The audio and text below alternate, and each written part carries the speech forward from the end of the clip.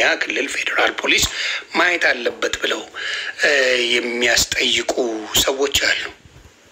እነዚህም ከነዚህ አንዱ ዋናው ይሄ ነው። ሽመልስ አብዲሳ ቃል በቃል ለኔ የቀድሞ ብሎ ነው ያወራው። ስልኩን ቼክ አድርጉ፣ ተደዋውለው ምንም ችግር የለም በተወሰነ ጊዜ ውስጥ ያንተን ፍትህ ያስገኛለሁ አስወጣሃለሁ ብሎት ምንም እንዳታስብ እኔ ወደ ኦሮሚያ ክልል አስልኬ በኦሮሚያ ሱራ ከነረቲ ዋን ቶኮ ለመዱበቹ ዴማ ሃንገ ጡምራን ደገፈዳ አረበቱ መለይ ቶኮፋ ሱራ ከነ ነምኒ ፊዴ ዱፌ ኡመተ ሀበሻቲ አከምት ኡመተ ሀበሻ ሀርከሲኔ ሱራን ኩን ለማፋ ጂአሰዲ ዱራ ኡመን ሀበሻ አንዱ ዓለም ረታገም ዱሉ ቱራን እታንሴ ሰደፋ አከነማ ወላሉም ሰኪያቲ አከነማ ዋይ ፈያረቲ በራቹ ጅሩ ቶኮቲ ሱራ ከነራ ዋን ቶኮ ዱበቹ በርባረ ጋሩ ዶክተር ጎጋ ሱራ ከነረቲ ዋ ሄዱ ስንቲሙ ያደ ደንዳ ጅሪቲኒን አመና አናካ ነቲ ፈካቱቲ አከ ኢላልቻ ከያቲ ወንቲ ኩን አለርጂኪ ተኡ ደንዳ ጅሪቲኒ ያዳ ፈኬኝ ማል ወንቶና ካና ኩኒ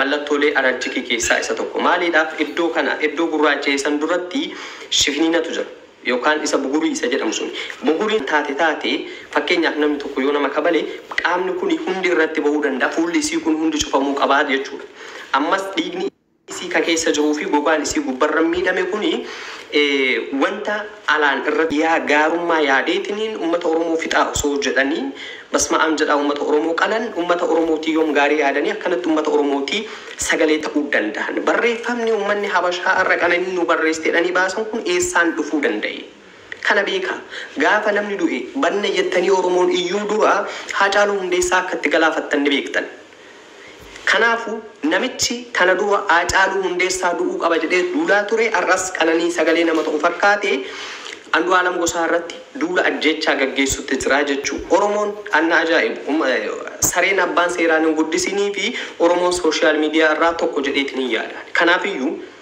ፍትህ የምለው አንዱ ዓለምን እንደ አንድ አርቲስት እንደ አንድ ዜጋ አይደለም። ይሄን ስላችሁ አንዱ ዓለም አርቲስት ስለሆነ ወጣት ስለሆነ ታዋቂ ስለሆነ የኦሮሞ አርቲስትም ስለሆነ አይቀጣ ያልኩ አይደለም። ወንጀሉ የሱ ከሆነ ይቀጣ። ወንጀለኛ ከየትኛው ማቅጣጫ ወንጀለኛ ነው። የኔ እሺ እሱ አይደለም።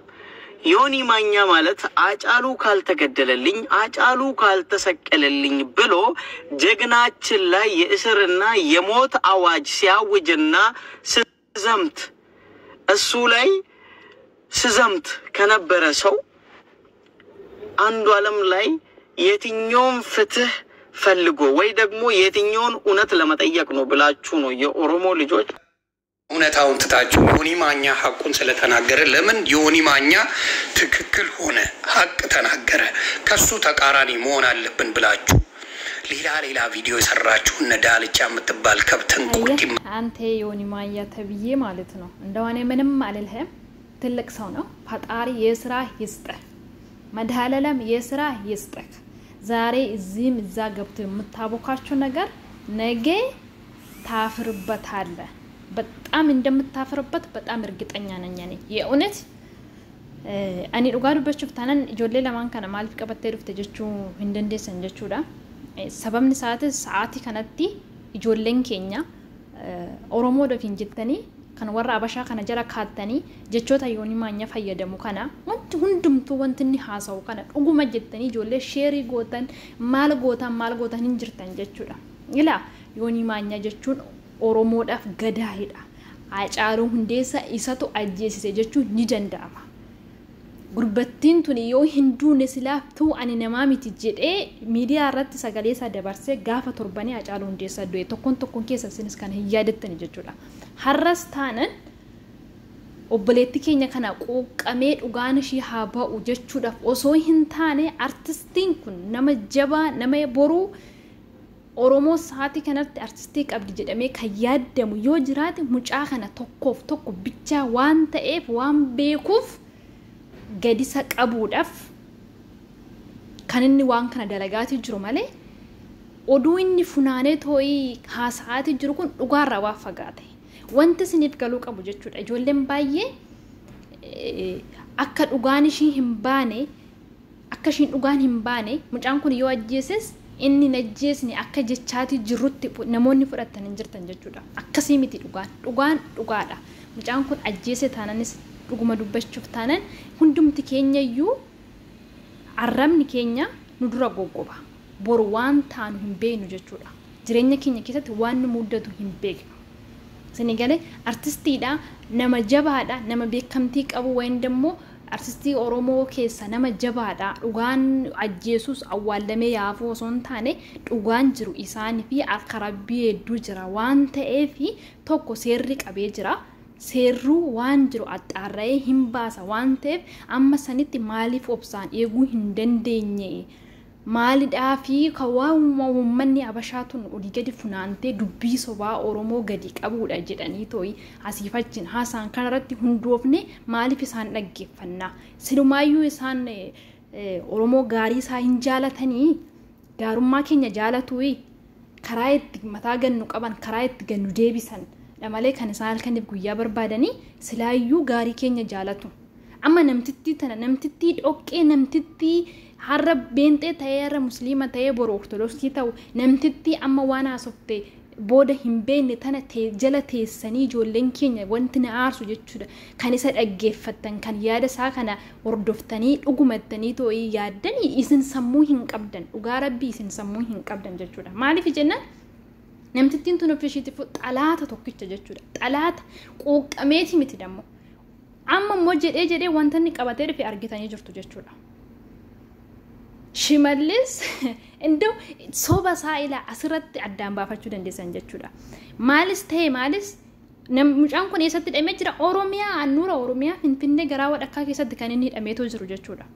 Senegalee sila kanaaf Shimallis dammoo naannoo Oromiyaatti si dabarsaa natsaa si baasa jedheenidha. Karaa itti dubbii xamazzazee waan kana keessa Shimallis kana godha jedhee immoo mangistiitti harka naannifatee ofiisaatiif dammoo waa haasaa ture kana dhugeeffatee keessa bahuudha yaaliin godhaati jiru mee ilaala.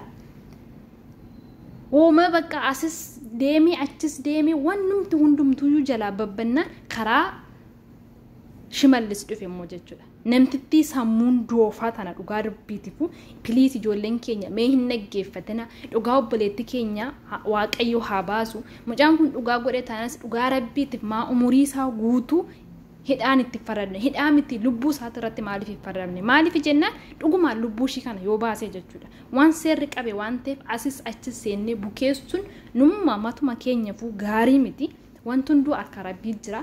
Piliis waan dubbattanirraa waan hundumarraayyuu of qusadhaan isin jedha. Ijoolleen warra Habashaa kana jara gororaatii oltan rabbiifu sammuun keessan isin hin dalagu keessattuu kan namtittii tana jechuudha. Baay'een keessan isin jirtan suurri arra qananii akkatti dabaddifamte jedhamee beekuni guyyaa ishiin boqottisa maaf hin baane agammaa eessa ture akkamitti suurri kunoo harka Habashootaa harka gale dhugaa rabbii nama garrama bara.